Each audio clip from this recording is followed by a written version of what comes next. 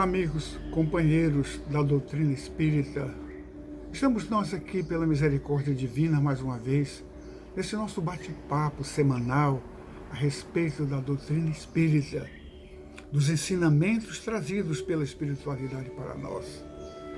Então peçamos a Deus que nos conceda momentos de muita paz, de uma reflexão amadurecida na boa vontade, no desejo de aprender, de compreender aquilo que nos reserva na vida futura. Nós estamos tratando aí a esse respeito durante algumas semanas sobre as penas temporais, aquilo que nos aguarda na nossa vivência futura, aquilo que a espiritualidade traz nas suas experiências para nós, para que nós possamos estarmos assim embasados nos ensinamentos do Cristo, nas experiências da espiritualidade, compreender melhor o futuro que nos aguarda. Então que Deus nos abençoe e nos oriente nesses momentos.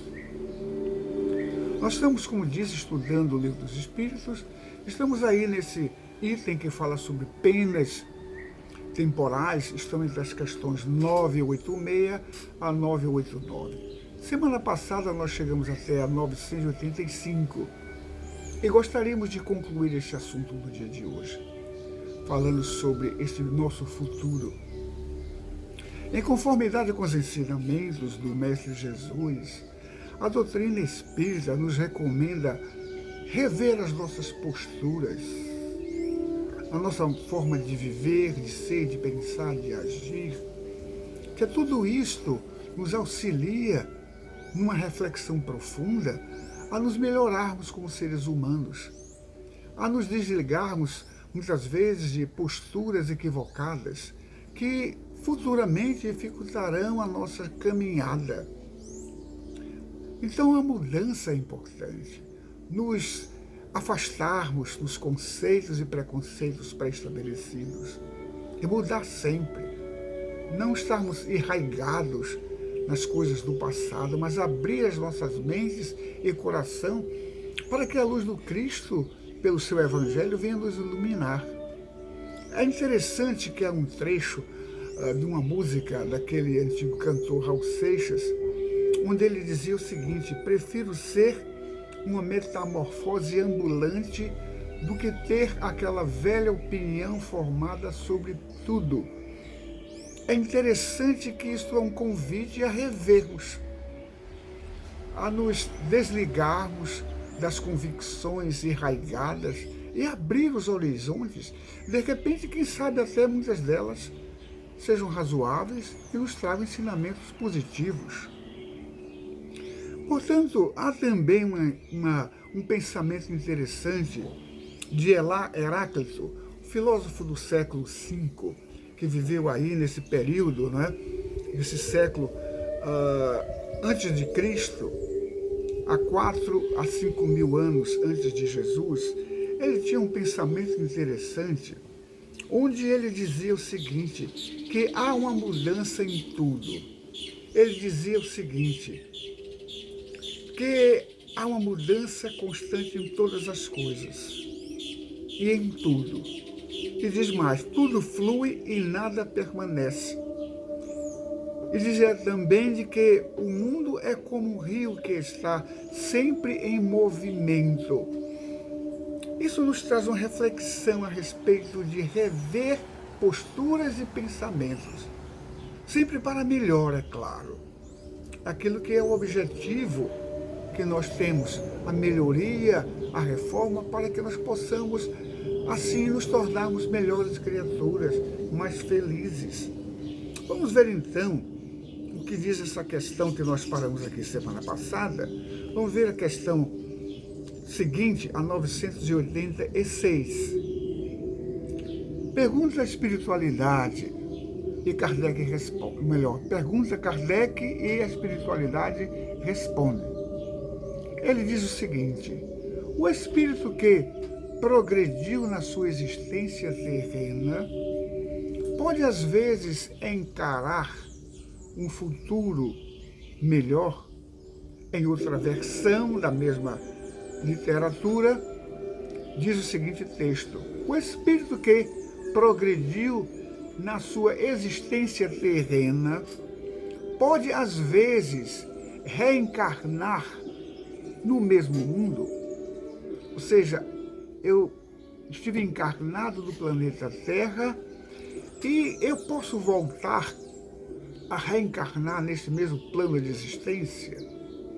Então os espíritos respondem dizendo, sim, se não pode cumprir a sua missão, ele mesmo pode pedir para cumpri-la numa nova existência neste plano, mas isso não será mais para ele uma expiação. Então, quando eu, estando no mundo espiritual, mesmo tendo modificado muitos dos meus padrões, melhorado em algumas coisas, eu posso pedir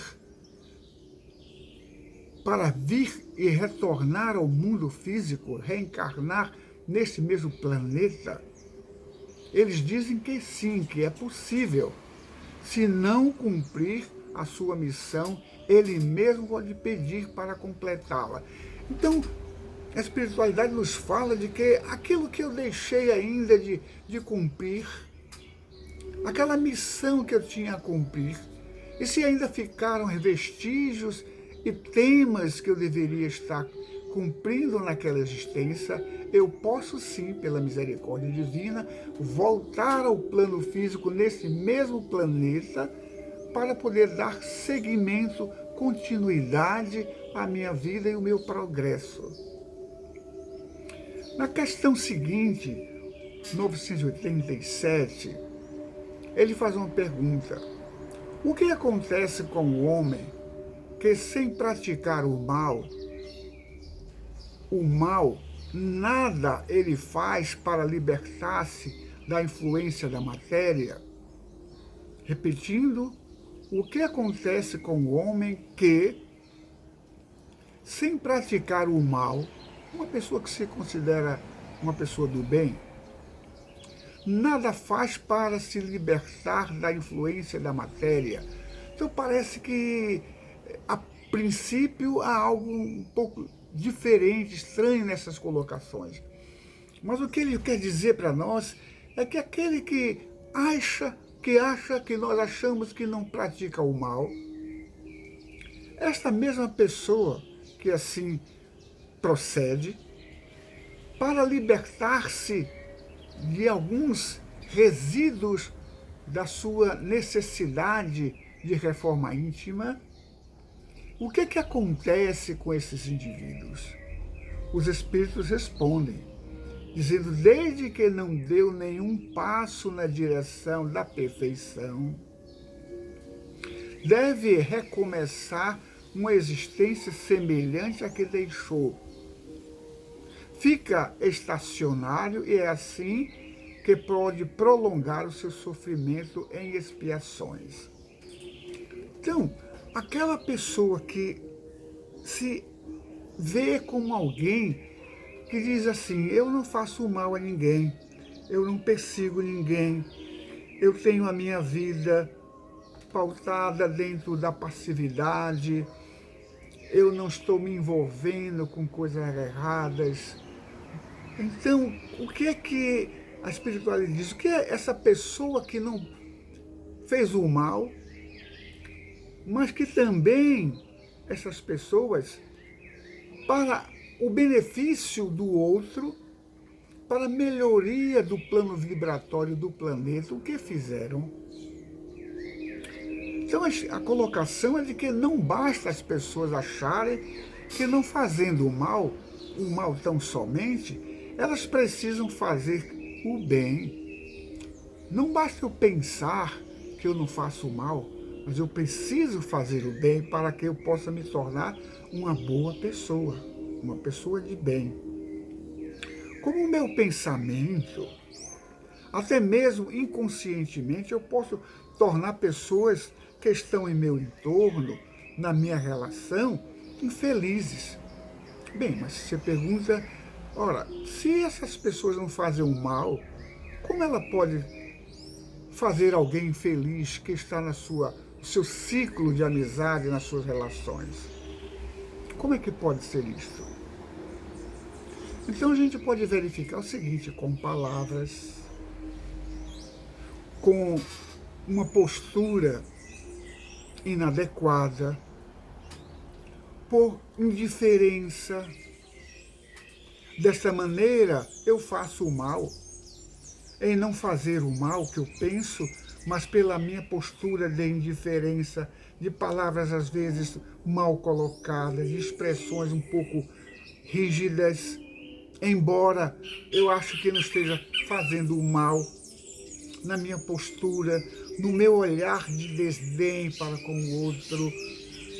Às vezes a gente pode achar que nós somos bonzinhos, mas há detalhes da nossa existência, da nossa postura diante do outro, que às vezes podem passar desapercebido para nós, mas que isto atinge outras pessoas e que as fazem infelizes.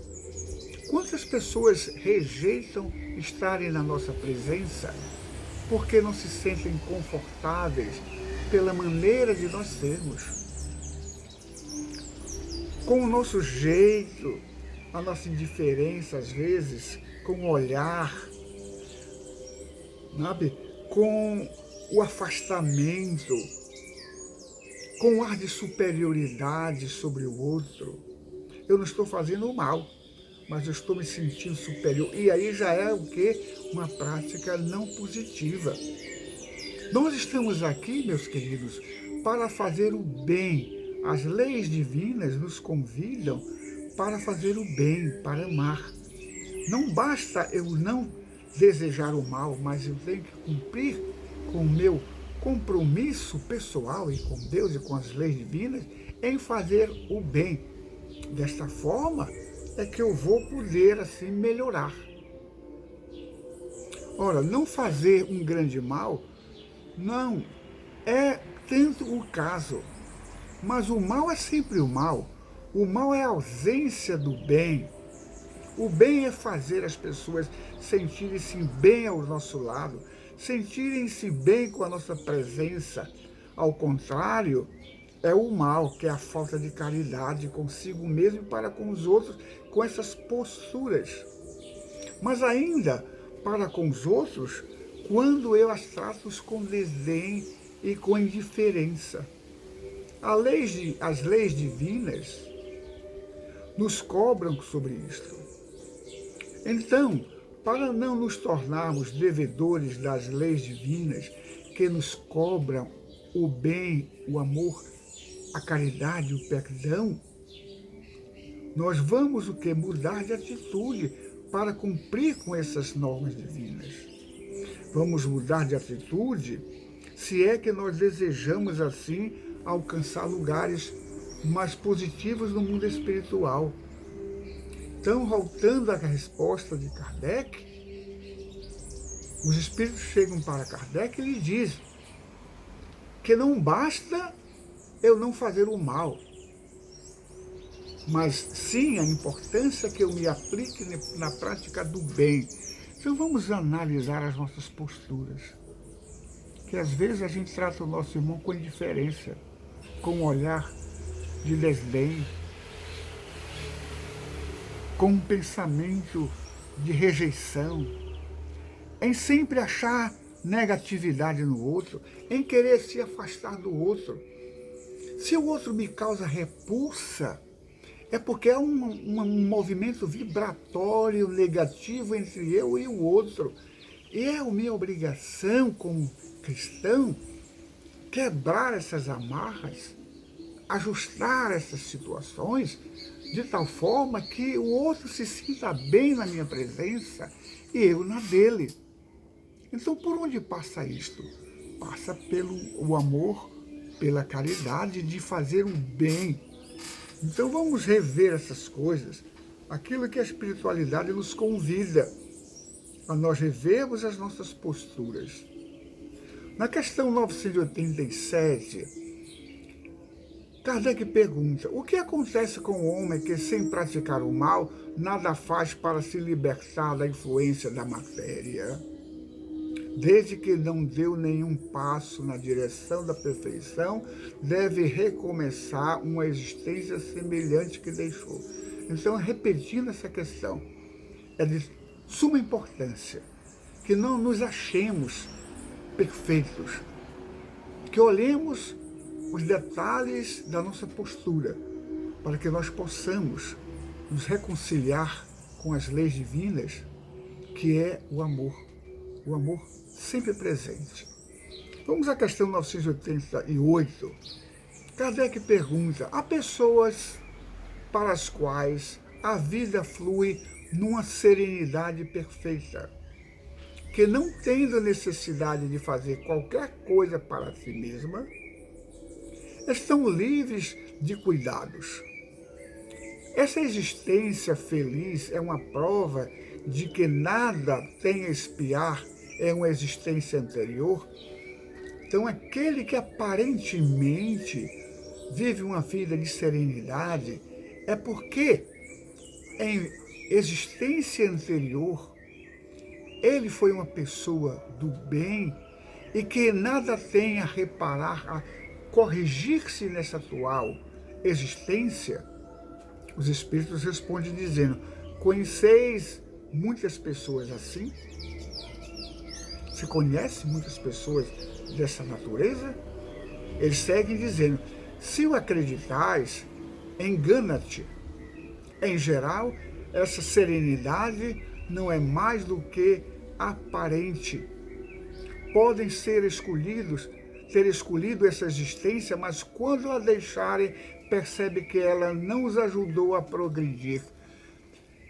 Então, estarmos estáticos diante da vida, acharmos que já estamos bem, como alguns afirmam, acharmos que já estou salvo, entre aspas, achar de que eu já atingi o grau de perfeição daquilo que eu aqui vim dar exemplo. Kardec diz que conhece muitas pessoas assim e diz mais.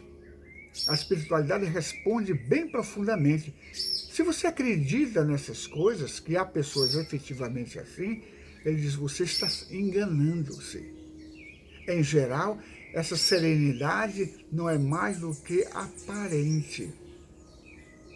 Podem ter escolhido essa existência, mas quando a deixarem, percebem de que nela não ajudou a progredir. Então, com essa atitude de que nada fez para melhorar-se por achar que já está num ponto avançado, quando voltarmos ao mundo espiritual, nós vamos perceber de quantas coisas nos foi propostas pela lei divina, as oportunidades de servir, de ser útil, de amar, de auxiliar, sem buscar recompensa.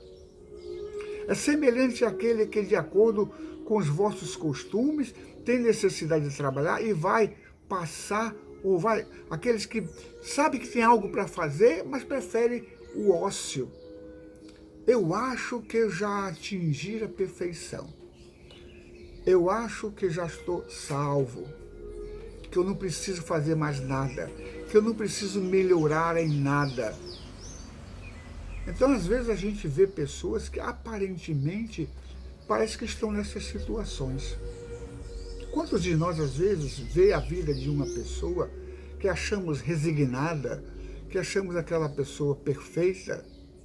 Quantas vezes a gente vê essas pessoas e fazemos esse juízo de valor, mas ela mesma é quem sabe que há algo muito maior a ser feito, que é o arregaçar as mangas para cumprir com os compromissos assumidos diante da lei divina, diante de Deus, que é o amor e que é o servir. Portanto, meus queridos, as pessoas que acham que já estão na perfeição, diz a espiritualidade, a soma da felicidade futura está na razão da soma do bem que tiver feito, e na desgraça, na razão pela qual o mal que fizeram ou deixaram o bem de fazer. Então, a minha felicidade futura está devidamente atrelada ao bem que faço e ao mal que eu evito, ao interesse de buscar servir, de ser útil, de não achar que eu já estou bem, que tudo aquilo que eu faço já é meritório para um bom lugar no mundo espiritual, e achar de que, sendo um trabalhador da seara, isso eu me dirijo àqueles que estão trabalhando nas religiões, nas igrejas, nos centros espíritas, que saem à rua, que veste o mendigo, que dá de comer aquele que tem fome, às vezes deixa passar de que estão numa missão maravilhosa porque são merecedores, porque acham de que deixando este mundo as glórias celestiais estarão o aguardando. Não, meus queridos, os grandes trabalhadores, os médiuns, são os maiores devedores. Aquele que se aplica no bem está resgatando o ócio do passado, está buscando se aperfeiçoar. Então vamos conscientizar-nos a nós mesmos de que somos grandes devedores, sim, e que estamos aqui para cumprir os mandamentos do Cristo, para amar, para perdoar, para servir, não de olho, vamos dizer assim, nas glórias futuras, mas sim em compreender de que nós somos devedores das leis divinas. Não vamos nos julgar perfeitos, porque eu faço o que aconteço, porque eu faço palestras, porque eu faço caridades, porque eu ensino, porque eu dou comida, porque eu faço o bem o tempo todo. Nós somos devedores das leis divinas. E se assim o fazemos, não fazemos nada mais, nada menos do que a nossa obrigação de servir, de ser útil, e não permitir que essas coisas invadam a nossa boa vontade, para que esse trabalho que nós viemos a realizar não se transforme no nada, naquilo de que a espiritualidade pode nos dizer: você fez apenas o que deveria ter feito, mas tem muito mais a fazer. Então Jesus fala assim, de que Deus continua a trabalhar. O meu Pai até hoje trabalha. Então, trabalhar sempre para o bem. É o aperfeiçoamento do espírito. É buscar uma vida melhor no mundo espiritual.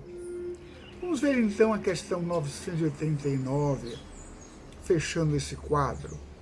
Ele diz o seguinte: há pessoas que, sem serem positivamente más, tornam infelizes, em virtude do seu caráter, todos os que o rodeiam. Qual para eles é a consequência disto?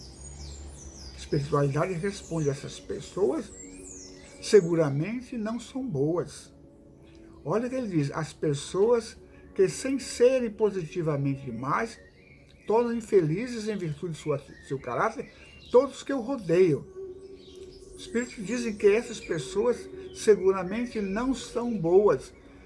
Então, quando alguém se aproxima de mim e há uma repulsa dele para comigo, ou minha para com ele, e eu penso que sou bom, os Espíritos dizem que essas pessoas seguramente não são boas. Expiarão pela visão daqueles que se tornam infelizes, cuja presença constrangerá para eles uma forma de expiação. Essas pessoas seguramente que se acham que são boas, não são. E expiarão pela visão daqueles que se tornaram infelizes. Meus irmãos, mais uma vez voltando a esse assunto, é a gente perceber de que a nossa presença tem que irradiar luz, tem que irradiar amor, onde as pessoas, os viajores da nossa vida, possam chegar-se a nós e sentirem-se felizes, sentirem paz, com a nossa presença. Se eu penso que sou bonzinho, mas alguém chegando perto de mim sente repulsa, ou eu sinto repulsa na presença do outro, a espiritualidade diz que essas pessoas seguramente não são boas, então eu não sou bom o suficiente. Quando alguém chega perto de mim, há uma repulsa, ou pensa ou fala, eu não gosto de estar na presença de João, eu não gosto de estar na presença de fulano, de Beltrano, não me sinto bem. Se isso acontece, é porque há uma repulsa, há um fluxo, vamos dizer assim, energético, negativo de algum lado. Se é do lado do outro, com relação a mim, eu tenho consciência que estou bem, eu estou aqui para auxiliar o outro para que rompa-se essa estrutura nefasta, para que eu tenha que conquistá-lo e fazê-lo estar se sentindo bem na minha presença e eu na dele. Então essas pessoas seguramente não são boas e expiarão pela visão daqueles que tornaram-se infelizes. Oh, meus queridos, a espiritualidade, finalizando este item, ela nos convida para uma reflexão muito profunda. Citando mais uma vez Heráclito, o filósofo do século V a.C., ele dizia o seguinte, que qualquer um pode zangar-se. Isto é fácil, mas zangar-se com a pessoa certa, na hora certa, na medida certa, pelo motivo certo, de maneira certa, mas tudo isso não é fácil. Não é fácil. As relações humanas são difíceis. Como Heráclito dizia, que às vezes eu posso até me zangar com alguém, me chatear com alguém. Mas ele diz o seguinte, ele nos traz uma lição maravilhosa. Ele diz que isso não é fácil. Zangar-se com a pessoa certa. Não sair por aí zangando-se com todo mundo, que ninguém presta. Não podemos sair por aí condenando todas as pessoas, simplesmente pelo olhar, pelo jeito de ser. Então ele disse, não é para zangar-se de uma forma desequilibrada. Zangar-se, como ele diz, com a pessoa certa. Zangar-se na hora certa, na medida certa. Por que na hora certa? É naquele momento realmente que parece que a coisa eclodiu. Temos que parar ali, ele disse, na hora certa. Não sair zangando-se com fulano e dizer eu não gosto de Beltrano, por isso, por aquilo. Mas na hora certa, na hora que houver um desencontro de opinião, de conceitos, de posturas, tem que ser naquele momento. Mas também ele diz, na medida certa, sem ser aquele que sai gritando, tomando por razão as suas ideias, a sua postura, o seu pensamento, mas na medida certa. Não sai por aí gritando e apontando o dedo. Ele diz, pelo motivo certo. O que é o motivo certo? É aquilo que eu vou analisar se realmente há razão nesta zanga. Porque às vezes eu provoquei isso. Por isso que ele diz, o motivo certo. O motivo foi causado pelo outro ou por mim? E ele diz, na medida certa, pelo motivo certo, de maneira certa. O que é a maneira certa? Agir pelo amor. Paulo apóstolo dizia o seguinte, não se ponha o sol sobre a vossa ira. Isso quer dizer que nem sempre eu vou estar 100% harmonizado com uma pessoa desequilibrada. Mas é meu dever cristão compreender o estágio em que aquele irmão está vivendo, e eu posso até me chatear com ele, mas na medida certa, na hora certa, no momento certo, da forma certa, e sem deixar que aquilo crie dentro de mim uma raiz profunda. Mas falar, reclamar com o outro, às vezes, colocando o amor, em cima das nossas discussões, nós saímos ganhando, gera lucro para todos os envolvidos. Gera lucro para todos os envolvidos. Por isso é que a espiritualidade, ela nos aconselha aqui, né, quando eles dizem o seguinte, que essas pessoas, seguramente, que se acham boas, não são tão boas assim. Se fossem bons, nós não estaríamos aqui. Mas isso não quer dizer que temos que nos prender na maldade. Nos momentos dos conflitos, dos desafios, a razão, a lógica e o amor tem que estar presente. Compreender o estágio do outro e compreender o meu estágio. E se eu me exaltei ou humilhei, diante de Deus, diante das leis divinas, eu tenho uma obrigação moral diante de Deus de me reconciliar com meu irmão e dizer para ele que eu errei. E buscar a conciliação para que isso não crie raízes.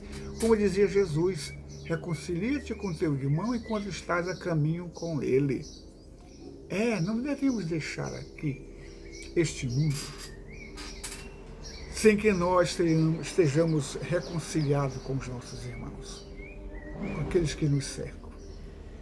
Então, se queremos galgar um mundo superior, mais elevado, vamos fazer uma revisão dos nossos conceitos. Não achar que somos bons, que estamos prontos e acabados, que estou salvo, que eu sou perfeito. Somos imperfeitos, estamos aqui trabalhando para diminuir os nossos débitos, para nos aperfeiçoarmos. Porque se eu almejo estar além dos horizontes, nas moradas dos espíritos puros, eu preciso me reconciliar com Deus, com as leis divinas, e elas estão presentes no meu irmão. Muita paz para todos, que tenhamos uma boa semana, com muita paz, com muito perdão, com muito amor, com muita humildade. Vamos colocar humildade em nosso caráter, em nossa maneira de ser. Vamos olhar para Jesus, que foi tão humilde, que perdoou até aqueles que o levaram à crucificação. Pai, perdoa-lhes porque eles não sabem o que fazem. Que Deus nos abençoe a todos. Que a luz do Divino Mestre esteja no teu caminho, meu irmão. Na tua casa, na tua vida, no teu trabalho, na tua existência. Fique com Deus. Que assim seja.